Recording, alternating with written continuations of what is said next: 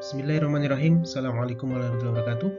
Bagaimana kabar teman-teman semua hari ini? Semoga teman-teman dalam keadaan sehat walafiat dan semoga keluarga di rumah juga dalam keadaan sehat walafiat.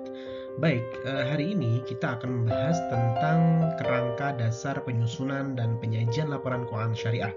Jadi kita akan membahas mungkin sekali lagi secara umum terkait tentang bagaimana kerangka dasar penyusunan dan penyajian laporan keuangan syariah. Karena mungkin ada beberapa hal yang mungkin ada tambahan terkait tentang masalah bagaimana cara kita menyajikan laporan keuangan syariah. Baik, materi ini saya ambil dari buku Pak Rizal Yahya dan Ahim Abdurrahim 2014 yang slide-nya ini juga sudah di-share di My Class. Jadi teman-teman bisa ambil, bisa download, dan kalian juga bisa mengamati bagaimana slide ini dibuat. Baik, angka yang pertama kita akan membahas tentang secara umum yaitu bangun prinsip akuntansi syariah di Indonesia. Jadi pada prinsipnya ini berasal dari bawah ya, cara bacanya dari bawah dulu. Jadi dari Al-Quran, hadis, fatwa syariah, kemudian KDPPLK syariah yang tadi kita singkat yaitu kerangka dasar penyajian pelaporan keuangan syariah. Terus kemudian masuk ke PSAK syariah dan sebagainya. Nah, intinya bahwasanya pada saat kita menyajikan laporan keuangan itu memang benar-benar berdasarkan daripada fatwa yang telah ditentukan. Makanya nanti pada saat kita membuat jurnal, ya kan kita harus bayangin ya teman-teman ya, kita harus bayangin. Jadi kalau kita membuat jurnal nanti itu akun-akun yang dituliskan itu harus sesuai dengan akad yang ditentukan. Jadi misalkan kalau nanti kita masuk ngomongnya kas ya berarti kasnya kas mudharabah. Kalau nanti ada kas murabah ya kas murabah. Ada piutang ya piutang murabah. Ada hutangnya murabah. Jadi nanti ada banyak akun-akun baru yang muncul dan akun-akun tadi itu nanti kita akan letakkan pada laporan keuangan dan harus detail gitu. Dan itu semuanya sudah standar daripada fatwa syariah dan juga beberapa ketentuan daripada IAI. Karena tadi setiap kali kita bertransaksi itu harus disesuaikan dengan akadnya, dan saat kita mencatat itu juga harus disesuaikan dengan akadnya. Jadi akadnya hawalah ya hawalah, akadnya murabah ya murabah. Maka nanti tidak bisa kita hanya cuma ngomongin kas, nggak bisa, harus ada keterangannya. Kas apa ini? Yaitu kas hawalah. Ini kas apa nih? Ini kas court.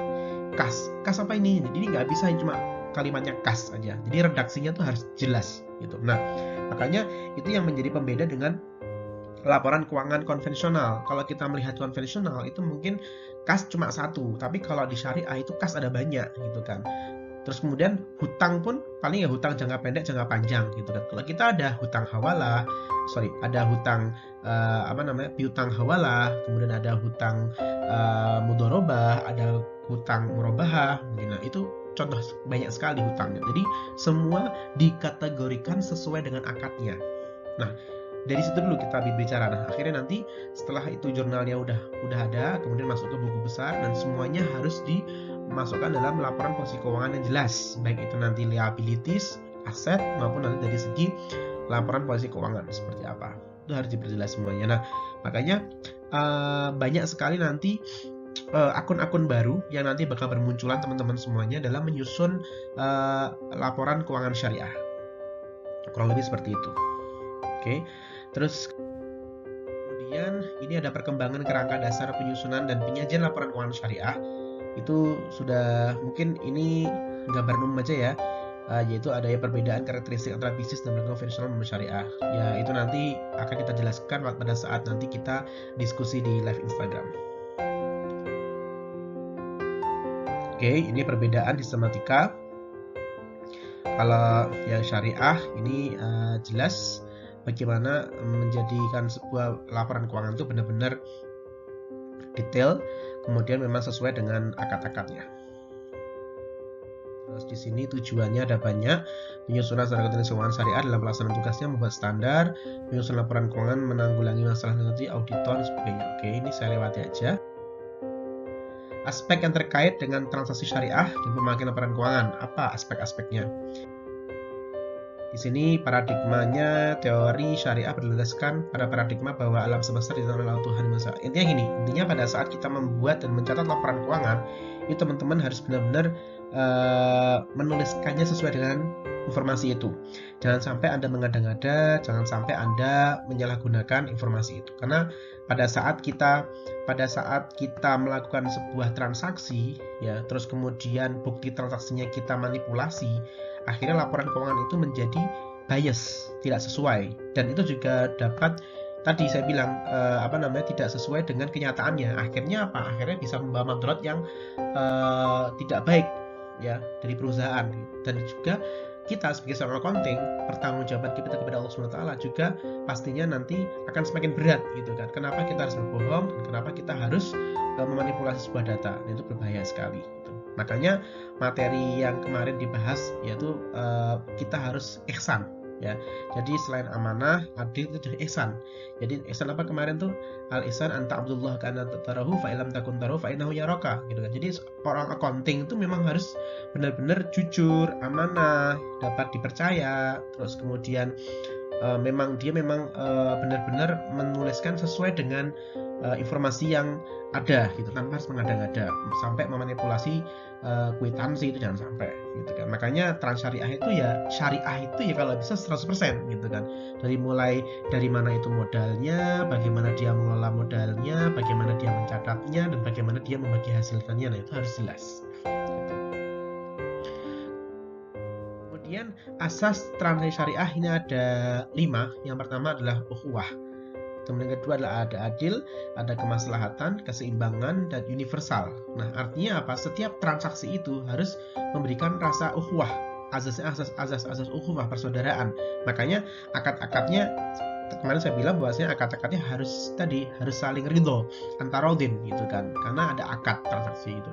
Kemudian karena yang kita tahu ada saudara kita, maka kita lihat saudara kita seperti apa, gitu kan. Memang perlu bantuan, kalau memang nggak perlu bantuan, mungkin kita bisa bantu apa. Kalau kita nggak punya uang, kita bisa bantu pikiran atau bantu ide dan sebagainya. Ada keadilan, adil, kemudian ada kemaslahatan, nilai manfaat. Jangan sampai setiap transaksi yang kita lakukan dengan saudara kita, jangan sampai tidak membawa maslahat, malah membawa mudarat, jangan sampai. Makanya perlu kejelasan barangnya, kejelasan harganya, terus kemudian tadi ada ijab kabul, ada si unsur antarodin juga. Nah, itu penting sekali. Terus keseimbangan, kemudian yang terakhir adalah universal. Jadi konsep syariah itu tidak hanya juga untuk orang muslim, tapi juga orang muslim juga bisa, gitu kan. Ini sebagai sebuah dakwah bagi kita semuanya. Jadi gimana caranya kita mampu memberikan informasi kepada mereka dan mendakwahkan bahwasanya ternyata di Islam itu ada namanya akuntansi syariah yang memang dia amat sangat melindungi konsumen dan produsen, seperti itu. Kemudian prinsip persaudaraan seperti ini penjelasannya. Transaksi dilakukan mendapatkan nilai sosial. Oke, ini sudah saya jelaskan tadi, ya. Terus kemudian prinsip keadilan sama, menempatkan pada tempatnya. Kemudian kemaslahatan, yaitu harusnya menolong segala bentuk kebaikan duniawi. Terus keseimbangan, maksudnya adalah transaksi harus memperhatikan keseimbangan material, spiritual, aspek privat dan publik, dan sebagainya. Dan yang terakhir adalah syumuliyah atau universal, dilakukan oleh dan bentuk suatu apapun oleh kepentingan apapun tanpa membedakan suku, agama, ras, dan golongan. Oke, intinya seperti itu. Sekarang karakteristik transaksi syariah, yaitu transaksi syariah dapat berupa aktivitas bisnis yang bersifat komersial maupun aktif sosial. Makanya akad yang kita gunakan ada 2, akad tabaruk sama akad tijaroh. Tabaruk itu tolong menolong, tijaroh itu memang orientasi untuk profit, artinya memang untuk komersial, gitu kan. Dan tabaruk termasuk yang sosial. Nah, di sini sudah saya jelaskan sebelumnya bahwasanya transaksi syariah komersial ada yang non komersial. Ini termasuk mengarah kemarin ada tabaruk sama tijaroh. Ini nggak perlu saya jelaskan lagi. Kemudian siapakah pemakai laporan keuangan? Yaitu ada investor, ada pemberi dana core, pemilik dana syariah temporer, pemilik dana titipan, pembayaran dan penerima zakat, pengawas syariah, karyawan, semuanya. Jadi stakeholder maupun shareholder itu semua mendapatkan dan mereka bisa menggunakan laporan keuangan itu memakai. Makanya pada saat sebuah perusahaan yang sudah memang dia sudah going concern, terus kemudian memang sudah publik gitu kan. Nah itu biasanya mereka mengasih informasi laporan keuangan tuh transparan sampai di-upload di website gitu. Makanya laporan-laporan yang sudah di bawah OJK, udah ada kontrol audit, itu semuanya menyampaikan laporan keuangannya ke OJK. Dan pada prinsipnya OJK akan melihat dan nanti ada istilahnya audit sama unaudit gitu. Jadi audit sama yang belum diaudit gitu kan, after audit gitu. Nah nanti teman-teman bisa lihat di website masing-masing perusahaan, baik itu perusahaan multinasional, multi-finance syariah, perusahaan pegadaian syariah maupun pegadaian asuransi syariah, itu mesti ada laporan keuangannya. Dan kalau kalian pilih data lagi, kalian bisa lihat masuk ke OJK, nanti ada istilahnya statistik, kemudian ada laporan publikasi, kalian bisa klik, itu nanti muncul perusahaan-perusahaan syariah, terutama tentang masalah IKNB, industri keuangan non-bank. Oke, di sini tujuan pelaporan keuangan jelas, yaitu menyediakan informasi posisi keuangan, kinerja, serta perubahan posisi keuangan suatu entitas syariah. Jadi memang intinya daripada KDPP LKS ya, kerangka dasar penyusunan laporan keuangan syariah itu memang untuk menyediakan informasi kepada tadi stakeholder dan shareholder. Harapannya apa? Semua informasi itu benar-benar dapat diakses dan transparansi, akuntabel, dan dapat digunakan sebagai pengambil keputusan. Makanya di sini kinerja suatu perubahan posisi keuangan suatu entitas syariah yang bermanfaat bagi sejumlah besar pemakai dalam pengambilan keputusan ekonomi. Di sini ada banyak tujuannya. Nanti kalian bisa lihat di slide di my class. Kemudian selanjutnya asumsi dasar. Ya, kita asumsi dasar penyusunan laporan keuangan itu nanti ada dasar accrual. Jadi di sini ada perhitungan bagi hasil dengan menggunakan kas, dan kemudian ada juga cash basis gitu kan nantinya. Nah, di sini ada istilahnya kelangsungan usaha. Laporan keuangan biasanya disusun atas dasar asumsi kelangsungan usaha atas syariah yang akan menentukan. Oke, ini biasanya untuk akad-akad yang lebih mengarah ke akad-akad mudharabah dan sebagainya. Nah, itu contoh ya. Oke. Next, karakteristik kualitatif informasi keuangan syariah.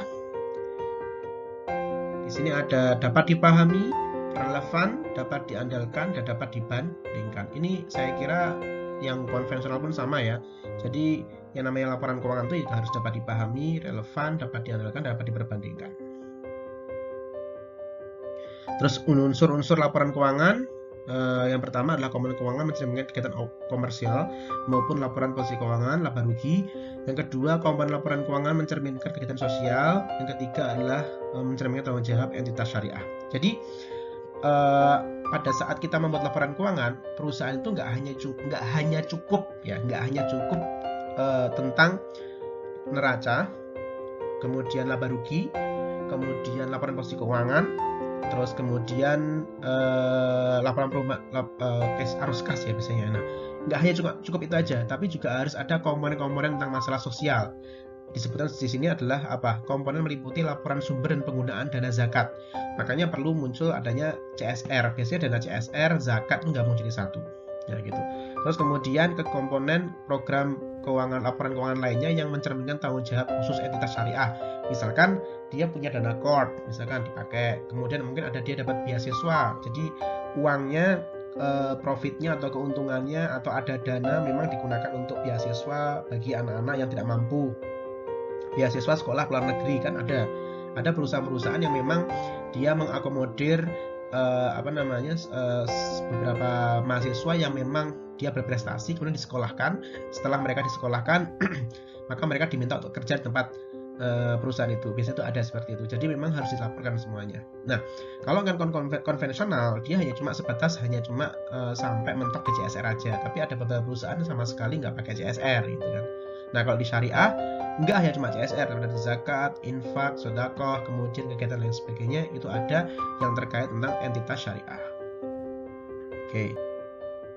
Laporan posisi keuangan di sini ada neraca sebagainya. Oke, ini saya lewati.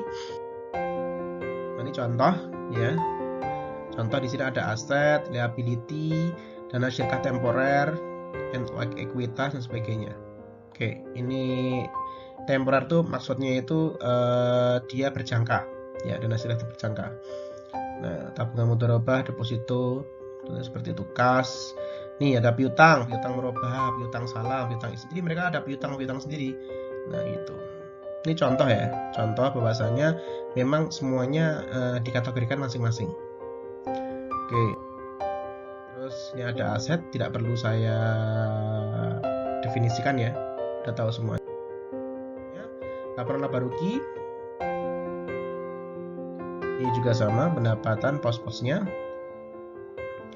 Kemudian unsur-unsurnya juga ada pihak ketiga. Oke, ini saya lewati. Ini laporan ekonomi ekuitas menggambarkan peningkatan atau penurunan aset neto atau kekayaan selama periode bersangkutan. Terus kas jelas perputaran, terus kas keluar masuk. Oke. Mungkin itu penjelasan saya teman-teman ya terkait tentang ini contoh bank ya. Ini nggak perlu saya sampaikan. Itu terkait tentang ini. Terus kemudian laporan sumber dana penggunaan zakat ini juga ada unsur meliputi sumber dana, penggunaan dana selama jangka tertentu dengan saldo zakat dan menunjukkan dana zakat yang belum disalurkan pada tanggal tertentu. Nah, ini zakat. Oke. Laporan sumber dana kebajikan. Dana kebajikan itu qard. Ya, qard itu bisa digunakan untuk infak, sedekah, denda, pendapatan non halal, sumbangan. Oke, ada banyak sekali caranya.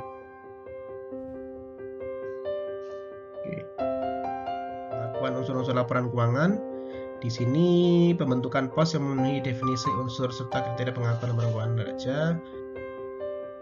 Ada pengakuan aset, kewajiban. Oke, ini teknis sekali akan saya sampaikan nanti ya. Oke. CALK, catatan lembaran keuangan. Sama, semuanya muncul. Oke, intinya adalah teman-teman semuanya yang perlu garis bawahi adalah intinya laporan keuangan syariah sama laporan keuangan konvensional berbeda. Berbedanya di mana? Kalau konvensional dia hanya cuma membahas sampai ya istilahnya CSR lah. Tapi kalau di kita di syariah itu ada banyak. CSR itu gak hanya cuma SR, tapi ada dana zakat, infak, sedekah, qard, beasiswa, ada banyak sekali gitu kan. Yang harus dilaporkan semuanya. Dan kemudian entitas syariah, misalkan dia punya unit usaha, harus sampaikan juga unit usaha syariahnya apa. Misalkan ada salah satu perusahaan asuransi yang memang dia mendirikan kayak semacam ruang meeting yang disewakan, itu harus jelas laporannya dijadikan satu. Nah, itu harus dilaporkan semuanya. Jadi intinya adalah memang apa-apa yang terkait masalah sosial disampaikan, apa-apa yang terkait masalah komersial juga disampaikan. Harapannya para stakeholder tadi memang dia mampu dan mereka memiliki laporan keuangan yang jelas.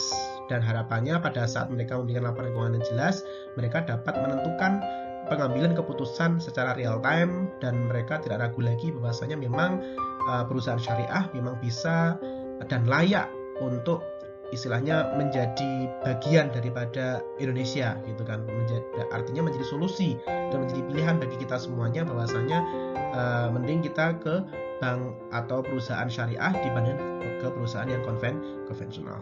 Baik teman-teman semuanya, itu saja untuk diskusi kita hari ini. Kalau misalkan nanti ada pertanyaan, teman-teman bisa tanyakan di live IG atau nanti memang nggak sempat, silahkan nanti kalian bertanya di YouTube atau di Instagram saya nanti. Baik, terima kasih atas perhatiannya. Kurang lebih mohon maaf. Saya tunggu diskusi terbaik dan pertanyaan terbaiknya teman-teman semuanya. Terima kasih atas perhatiannya. Kurang lebih mohon maaf. See you next. Stay healthy and always be happy. Saya akhiri. Subhanakallahumma wa bihamdika, asyhadu an la ilaha illa anta, astaghfiruka wa atubu ilaik. See you next. Assalamualaikum warahmatullahi wabarakatuh.